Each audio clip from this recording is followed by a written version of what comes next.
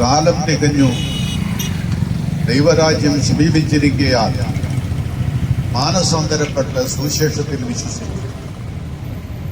സുവിശേഷം എന്നതോ ദാവീദിന്റെ സന്തതിയായി ജനിച്ച് മരിച്ച് അടക്കപ്പെട്ട് ഉയർത്തെഴുന്നേറ്റ ക്രിസ്തുവിന്റെ സന്ദേശമാണ് സുവിശേഷം. ശബ്ദപരിധിക്കുള്ളിൽ ഞങ്ങളെ ശ്രമിക്കുന്ന എല്ലാവരെയും ഞങ്ങൾക്ക് ഓർപ്പിക്കുവാനുള്ളത്, എനിക്ക് മുമ്പായി സംസാരിച്ച രണ്ടുപേരും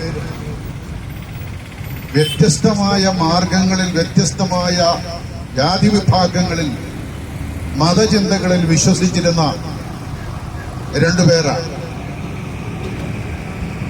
ജീവിതത്തിൽ സമാധാനമില്ലാതെ ആത്മഹത്യയുടെ വക്കിൽ എത്തിനിന്ന് പലവട്ടം ആത്മഹത്യക്ക് വേണ്ടി ശ്രമിച്ച് അത് നടപ്പാകാതെ വന്നപ്പോൾ ആരൊക്കെയോ രക്ഷിച്ച് ജീവങ്ങളിലേക്ക് മടക്കി വരുത്തിയ ഒരു രക്ഷാ സന്ദേശമാണ് നിങ്ങൾ കേൾക്കുവാൻ ഇടയായി തീർന്നത്.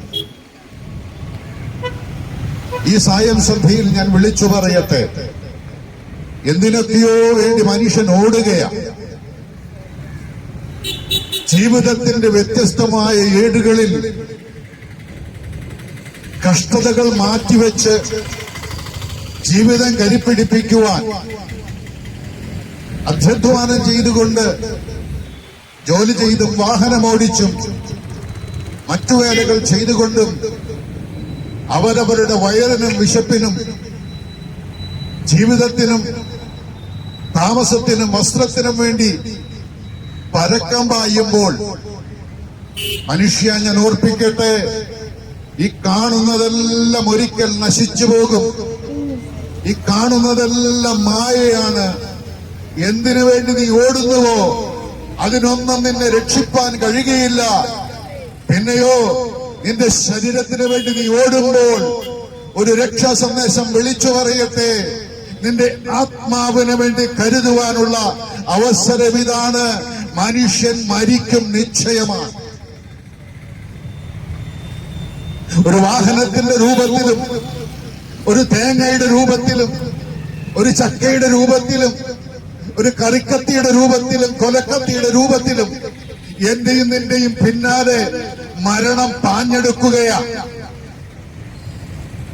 ഒരു ശിശു ജനിക്കുമ്പോൾ മുതൽ അവന്റെ പിന്നാലെ മരണമുണ്ട്. ഈ മരണത്തെ തടഞ്ഞു നിർത്തുവാൻ ഇവിടുത്തെ ഒരു ശാസ്ത്രത്തിനും കഴിവില്ല.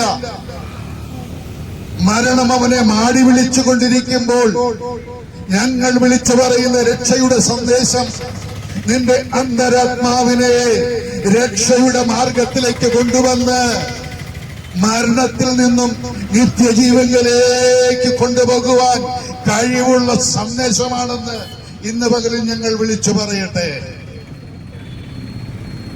ദൈവത്തിന്റെ വചനം പറയുന്നു, കാലം തികഞ്ഞു, ദൈവരാജ്യം സമീപിച്ചിരിക്കയാൽ മാനസാന്തരപ്പെട്ട് സുവിശേഷത്തിൽ വിശ്വസിപ്പീൻ. മനുഷ്യന്റെ പ്രവൃത്തികൾ പാപം നിറഞ്ഞതാണ്, മ്ലേച്ഛകരമാണ്. കലുഷിതമായ ലോകത്തിൽ എന്തൊക്കെയോ ചെയ്തുകൊണ്ട് ജീവിതത്തിന് വേണ്ടി ഓടുന്ന മനുഷ്യ, നിന്നോട് ദൈവത്തിന്റെ ആത്മാവ് പറയുന്നു, നിന്റെ മരണം നിന്റെ മുമ്പിലുണ്ട്. ഏതു മതത്തിൽപ്പെട്ടവനും വിശ്വസിക്കുന്നത് അവൻ മരിക്കും. അതൊരു യാഥാർത്ഥ്യമാണ്. ഏത് ശാസ്ത്രം അറിയാവുന്നവനും മനസ്സിലാകും, മനുഷ്യനും ജീവജാലങ്ങളെല്ലാം മരിക്കും. എന്നാൽ അവർക്കാർക്കും അറിയാത്തൊരു സന്ദേശമുണ്ട്. ഈ മരണത്തിനപ്പുറം ഒരു ജീവിതമുണ്ട്. നിന്നെ മരണം മാടി വിളിക്കുമ്പോൾ ഞങ്ങളുടെ വിശ്വാസത്തിന്റെ പ്രമാണം വിളിച്ചു പറയുന്നു, നീ മരിച്ചാലും എന്നേക്കും ജീവിക്കും. അതിനുള്ള മാർഗമാണ് ഈ സന്ധ്യയിൽ ഞങ്ങൾ പ്രസംഗിക്കുന്നത്. അതിനനേകം വഴികളൊന്നുമില്ല. പലരും പലതും പഠിപ്പിക്കുന്നുണ്ട്. എല്ലാ വിശ്വാസങ്ങളും, എല്ലാ ഇസങ്ങളും, എല്ലാ മതങ്ങളും ഒരേ വാളിയിലാണ് സഞ്ചരിക്കുന്നത്. അല്ല സുഹൃത്തെ, അല്ല. ഏത് ഇസം എടുത്താലും, ഏത് തത്വശാസ്ത്രം എടുത്താലും അതിന്റെ അവസാനം മരണം കൊണ്ട് തീരുമ്പോൾ ഞാൻ വിളിച്ചു പറയട്ടെ, നിത്യജീവങ്ങളിലേക്ക് വഴി കാണിച്ചു തരുന്ന ഒരുവനുണ്ട്. അത് നാസറേനായ യേശുവാണ്. യേശു വിളിച്ചു പറഞ്ഞു, ഞാൻ തന്നെ വഴിയും സത്യവും ജീവനുമാകുന്നു. ഞാൻ മുഖാന്തരമല്ലാതെ ആരും പിതാവിന്റെ അടുക്കലെത്തുന്നില്ല. യേശു പറഞ്ഞു, ഇടുക്കുവാതിലൂടെ അകത്ത് കിടപ്പേൻ. സ്വർഗരാജ്യത്തിന്റെ വഴി ഇടുങ്ങിയതും ഞെരുങ്ങിയതുമാണ്. തോന്നിയതുപോലെ സഞ്ചരിച്ച് തോന്നിയതുപോലെ ജീവിച്ച് ആത്മാവിനെ നഷ്ടപ്പെടുത്തി കളഞ്ഞാൽ നിന്റെ ജീവിതം ഈ മരണം കൊണ്ട് ഇവിടെ അവസാനിക്കുമ്പോൾ ഞങ്ങൾ വിളിച്ചു പറയട്ടെ, അതിന്റെ അപ്പുറത്തേക്കുള്ള ഒരു ജീവിതത്തിന് വേണ്ടി കരുപിടിപ്പിക്കുവാൻ നിനക്കുള്ള അവസരമാണിത്. നീ മരിച്ചാലും ജീവിക്കും. അത് ക്രിസ്തുവിലായിരിക്കണം. മനുഷ്യൻ പാപിയാണ്. മനുഷ്യൻ പാപിയാണ്. പാപമെന്ന് പറയുന്നത് അലിഖിതമായ ഒരു നിയമമാണ്. ഏത് ശിശുവിന്റെയും ഏത് മനുഷ്യന്റെയും ഉള്ളിൽ എഴുതപ്പെടാത്ത ഒരു തെറ്റെന്ന് പറയുന്ന നിയമമുണ്ട്. കാലാവസ്ഥ മോശമാകുന്നത് കൊണ്ട് ഞങ്ങൾ ഇപ്പോൾ ഇവിടെ വൈൻഡപ്പ് ചെയ്യാണ്. ദൈവം അനുവദിച്ചാൽ വീണ്ടും സംസാരിക്കാം, പ്രാർത്ഥിക്കാം. ചെറിയ പിതാവേ, ഞങ്ങളുടെ നാമത്തെ സ്തുതിക്കുന്നു. തിരുവചനം അല്പമായി സംസാരിക്കാൻ ഞങ്ങളെ ബലപ്പെടുത്തിയല്ലോ.